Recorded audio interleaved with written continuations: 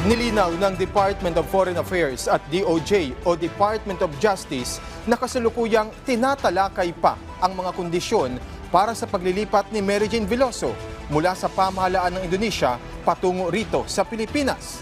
Yan ang sinabi ng dalawang ahensya kasunod ng ibinalita ni Pangulong Ferdinand R. Marcos Jr. na makauuwi na ng bansa si Veloso.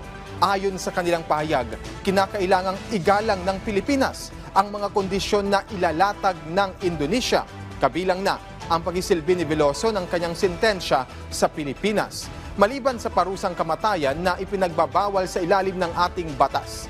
Kasalukuyan na raw isinasapinal ang mga kondisyong ito. Gayunman, giit ng DOJ na ang magiging sentensya na lamang ni Veloso pagtuntong niya ng Pilipinas ay habang buhay na pagkakakulong dahil walang death penalty sa bansa. 2010 nang naaresto si Veloso at mahatulan ng parusang kamatayan sa Indonesia sa kaparehong taon na ipagpaliban ang kanyang execution matapos gawaran ng temporary reprieve taong 2015.